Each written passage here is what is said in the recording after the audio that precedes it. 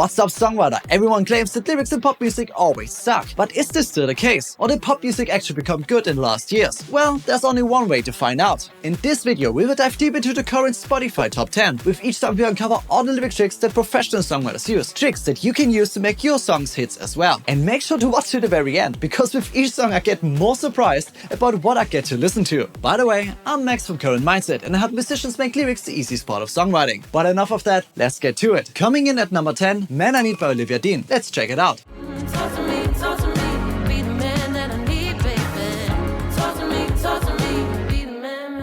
What a great song! The first thing I noticed right away is that the post-chorus does the heavy lifting.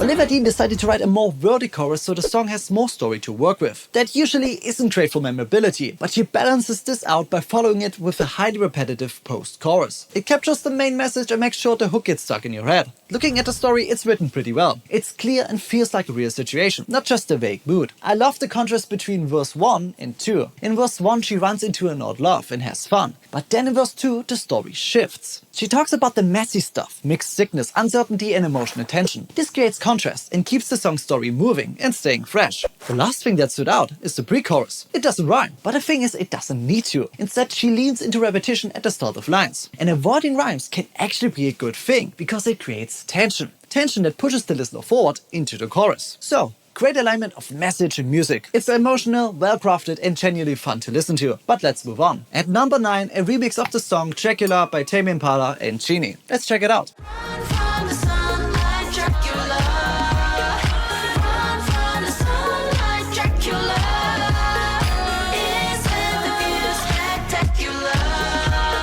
Well, wasn't that bad? First of all, I love the hook of the first verse. The morning light is turning blue, the feeling is bizarre. It's strong and filled with specific sensory information. It drops you right into the scene immediately, which is exactly what you want in the first seconds. Structurally, it's pretty straightforward. Verse, chorus, post-chorus and so on. The lyrics stay vague, but this matches the feeling of the song. The airy hypnotic production supports these floaty lyrics. This is a great use of prosody right here. But this also exposes the main weakness of the song. There's no specific story here. We drift into the same mood, but the verses don't really develop. And also the third verse doesn't add much either. It mostly reverts the same situation. But what the third verse does well is creating contrast with the delivery, which keeps the song from getting boring. So, the original version was already great, and this gives it a new spin. But does it improve it much? Not really. And I love to see more storytelling to really build a connection with the song. But let's get to number 8, Back to Friends by Zomba. Let's give it a listen.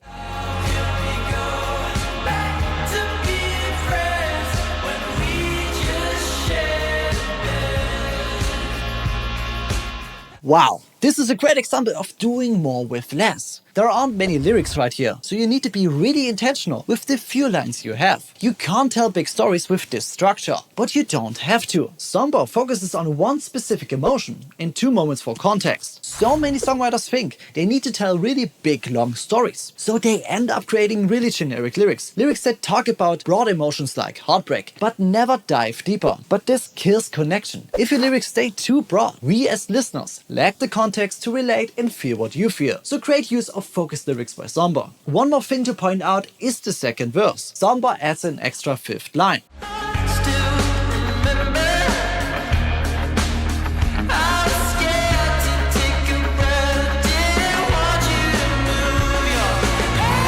Great trick to create interest. It breaks up the pattern we already know and hits us as a surprise. A line like this calls for attention and is a great setup for the chorus. To all songwriters, this technique is great to have in your toolbox. So I really like the song's atmosphere. It matches the song's message and creates a strong emotion. Great song. By the way, you might have noticed this score right here. It's based on my handy little lyric cheat sheet. It's a checklist I use to transform boring lyrics into attention-grabbing songs. It teaches you 18 lessons that will let you write lyrics like all the songwriters you admire. So if you want to get your hands on this, it's free. Check out the link in the description. Now let's get to number 7, Rain Dance by Dave and Thames. Let's check it out. Let's get the party started. See you at the bar, you was hardly talking.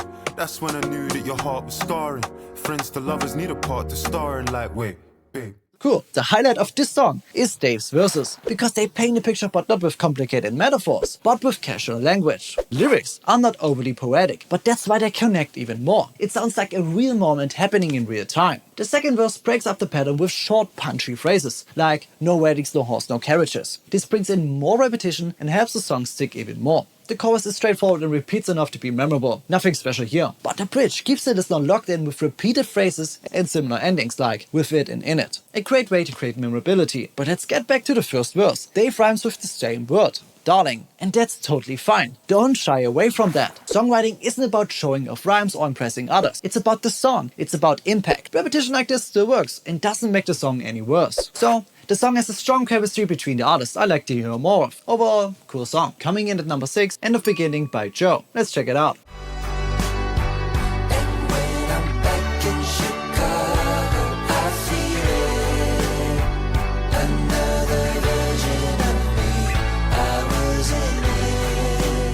Weird music video, but let's talk about the lyrics. There aren't many lyrics here. The song is carried mostly by the emotion it creates. The production stays somber and committed, which gives the song a clear identity from start to finish. But structurally, the verses do something smart. They add an extra line that creates tension before the chorus arrives. This tiny delay creates a forward pull. It feels like you're being held back for a second before you get released into the chorus. But the chorus is a bit unusual. It acts more like a classic refrain line, a refrain you hear more in older or folk songs. But great to hear something like this in the charts. All in all, this song doesn't win with fancy tricks. It wins by staying focused and letting the mood do the work. If anything else, it leaves you wanting more narrative detail. But this missing story is part of the feeling. It's like the song is choosing to restrain itself instead of trying to fill every second. And that's not easy to pull off. Great work. At number 5, Stateside by Pink Panthers and Sarah Larson. Let's check it out.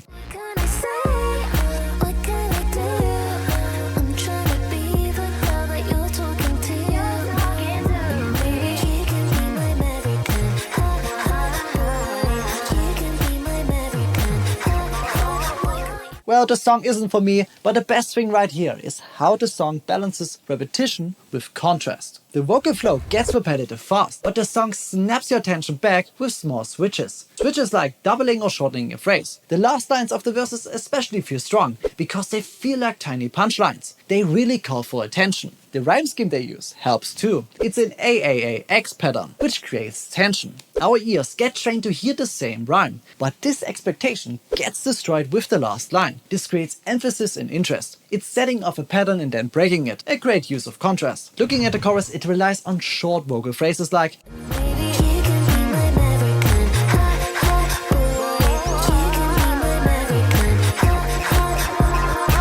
but effective way to create memorability. Not every line needs to be a metaphor. If the line is simple but fits the vibe of the song, that's all that matters. All in all, a fun little song. I'm not the target audience, so I don't have a strong connection to the story. But to all women watching this, tell me in the comments if you vibe with the song. Coming in at number 4, Risk It All by Bruno Mars. Let's listen to it. It's crazy, but it's true. There's nothing I won't do. I'd risk it all for you. Well, this song is a lesson in clarity and alignment. What do I mean with that? Every part of the song conveys one strong message and emotion. You don't have to second guess what the song is about. The stripped down performance underlines this feeling pretty well. It doesn't want to earn points for creativity, but gives the listener tropes they are used to hearing. And this is something songwriters need to be conscious of. Always think about what you want to convey and align every part of your song with it. This creates the most clarity and impact. These tropes don't need to be something bad. It's a common ground your audience understands and you can use to your advantage. But also have a listen to the verses. They only have 3 lines, and this choice matters. With the slow tempo, it gives the song room to breathe, room to stretch out the lyrics, room for emotion. Most songwriters overcrowd their lyrics because they can't condense their ideas. This track does the opposite, and it works well. Bruno Mars definitely knows what he's doing. He uses common tropes to evoke a clear emotional message. It's nothing special, but still a well-crafted song. Well, I'm trading this one. At number 3, Beauty and the Beat by Justin Bieber featuring Nicki Minaj. Let's check it out. Is a beauty and a beat who can make my life complete. Okay, let's talk about it. This song resurfaced from the early 2010s, probably by Bieber's recent Coachella performance. It's a period all about partying and the lyrics really show. There isn't much to talk about the lyrics because there isn't much substance here. Sure, there is a story, sort of, but I don't really know if the song tries to be about party or romance. And also the verse of Nicki Minaj doesn't help either. Is this a bad thing? It depends. If you want to write an easy, fun to listen song, then yeah. go for it, but it's not something I can invest myself in. Songs like this are made to build a connection between the songwriter and the audience. They are not about sharing a strong message. But if that's not what you're looking for, then go for it. Music can just be fun. What I like are these short repeating phrases like What you got? A billion could've never bought.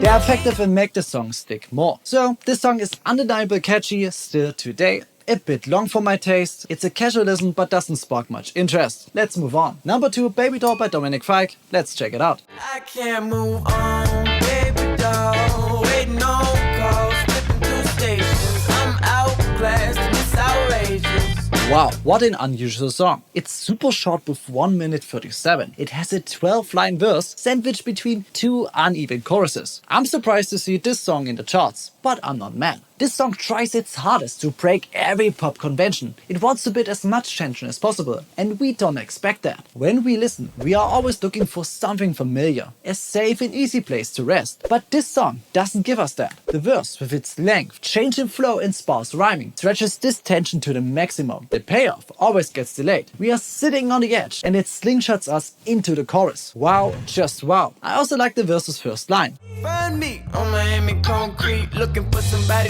different cause my daddy was a It's specific and visual, something you should do as well, because one strong image can buy you a lot of attention, fast. It's a great hook. I'm surprised it's number 2, but in a good way. It breaks patterns, plays with tension, and feels fresh. Great stuff. And finally at number 1, Swim by BTS. Let's check it out. This is how it all begins.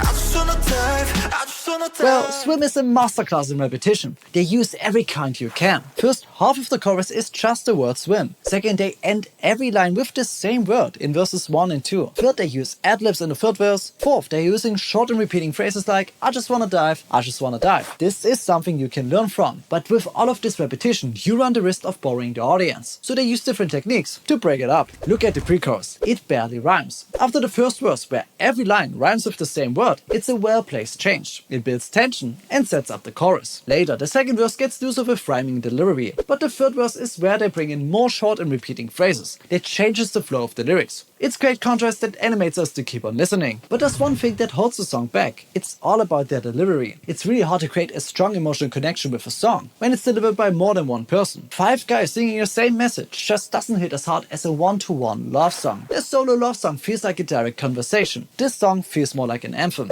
But besides this, it's no surprise that this song is number 1. This song is engineered to be memorable. So if you struggle with writing catchy lyrics, then just copy what these guys are doing. Well, I'm surprised. Most lyrics weren't garbage. I didn't expect that going into this. But you see, there's always something you can learn from even the simplest song. So if you want to level up your lyrics even more, then you need to watch this video. It's about 18 lessons of hit songs. Lessons I wish I knew when I first started out, because that would have saved me so many wasted hours in abandoned songs. So check it out and I will see you there.